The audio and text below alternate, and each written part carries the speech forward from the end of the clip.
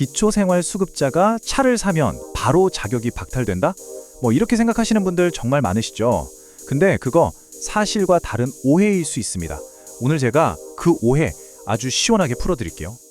자, 그래서 오늘의 핵심 질문이죠. 기초생활수급자는 정말 차를 가질 수 없는 걸까요?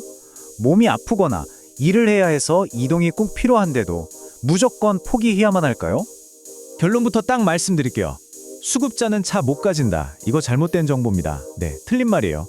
특정 조건만 맞으면요, 수급 자격 그대로 유지하면서 자동차 소유하는 거 얼마든지 가능합니다.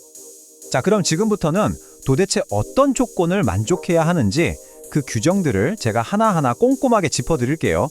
오늘 내용만 잘 알아두셔도요, 정말 큰 도움이 되실 겁니다. 자, 첫 번째 경우인데요. 이게 사실상 가장 좋은 케이스예요. 뭐냐면 자동차가 있어도 재산으로 아예 안 잡히는, 그러니까 계산에서 완전히 빠지는 경우입니다. 와, 어떤 차들이 여기 해당될까요? 이렇게 재산에서 완전히 빠지는 자동차는요, 딱 두 가지 종류가 있어요.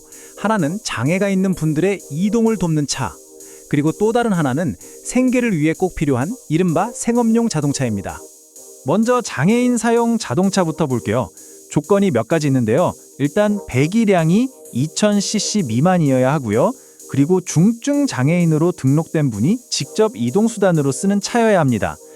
그리고 가구당 딱 한 대만 인정되고 전기차는 또 별도의 크기 제한이 있으니까 이 점은 꼭 기억해 두세요.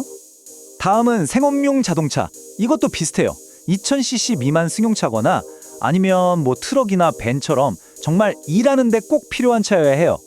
예를 들면 이걸로 물건을 나른다거나 농사일에 쓴다거나 아니면 기술자분들이 연장 싣고 현장 다니는 뭐 그런 경우죠.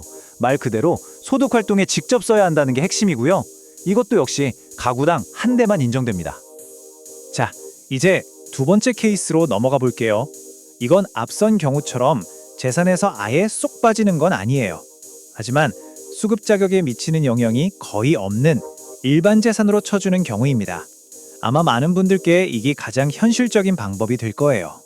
자, 여러분, 지금 보시는 이 내용이 정말 중요합니다. 별표 5개짜리예요. 배기량 2000cc 미만인 차는요, 지금부터 말씀드릴 두 가지 조건 중에 딱 하나만 만족하면 일반 재산으로 인정받을 수 있어요. 그리고가 아니라 또는입니다. 둘 다가 아니라 둘 중 하나. 그러니까 차가 10년 이상 오래됐거나 아니면 10년이 안 됐더라도 차값이 500만 원 미만이면 된다는 거죠. 네, 바로 이 숫자 10년입니다. 여기서 말하는 10년이라는 건요, 차를 처음 등록한 날짜랑 모델 연식, 이 둘 중에 더 빠른 날짜를 기준으로 계산해요. 예를 들어서 2015년 5월에 등록한 차라면 2025년 5월이 딱 되는 순간부터 이 조건을 만족하게 되는 거죠. 그리고 두 번째 숫자 500만 원. 만약에 내 차가 아직 10년이 안 됐다? 그럼 이걸 보면 되는 거예요. 차의 가치가 500만 원 미만인지. 이 기준만 통과하면 연식이 10년이 안 됐어도 똑같이 일반 재산으로 인정받을 수 있습니다. 이거 말고도 또 몇 가지 경우가 더 있어요. 예를 들면 아이가 셋 이상인 다자녀 가구나 식구가 6명 이상인 대가족이 쓰는 차라든지, 또 몸이 불편해서 정기적으로 병원 가야 하는데 대중교통이 힘든 분들이 쓰는 차, 그리고 260cc 이하 오토바이 같은 것들도 일반 재산으로 계산됩니다. 자, 그럼 이 일반 재산으로 인정된 자동차가 실제로 재산 계산에 어떻게 반영되는 걸까요? 여기서부터 살짝 숫자가 나오긴 하는데 전혀 어렵지 않으니까 걱정 마세요. 제가 정말 쉽게 풀어서 설명해 드릴게요.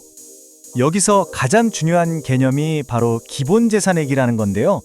이게 뭐냐면 국가에서 이 정도 재산은 사람이 사는데 기본적으로 필요하니까 이건 없는 걸로 쳐드릴게요 하고 그냥 빼주는 돈이에요. 그러니까 일종의 아주 큰 기본공제 혜택 같은 거죠. 이 기본재산액은 내가 어디에 사느냐에 따라 달라져요. 지금 보시는 것처럼 서울은 9,900만 원, 경기도는 8천만 원, 광역시는 7,700만 원, 그리고 그 외 지역은 5,300만 원을 공제해 줍니다. 쉽게 말해서 내 총 재산이 이 금액보다 적으면 사실상 재산 때문에 수급 자격에 영향을 받을 일이 없다는 뜻이에요. 자, 그럼 이제 실제 예시를 들어서 계산을 한번 해볼게요. 그래야 확 와닿으실 거예요.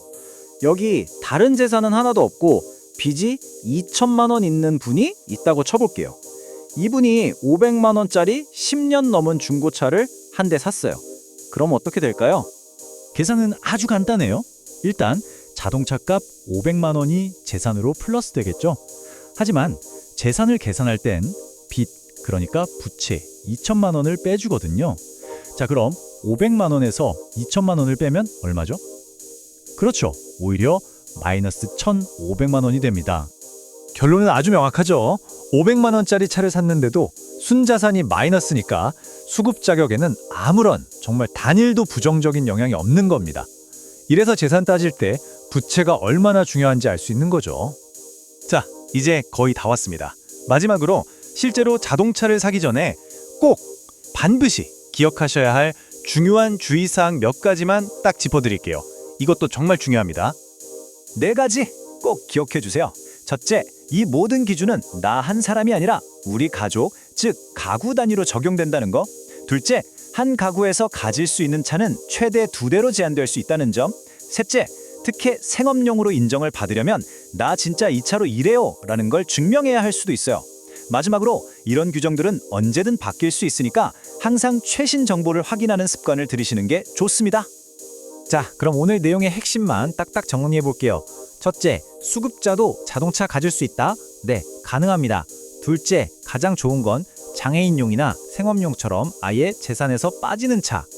셋째, 그게 아니라면 10년 이상 됐거나 500만 원 미만인 차가 아주 좋은 대안이 됩니다.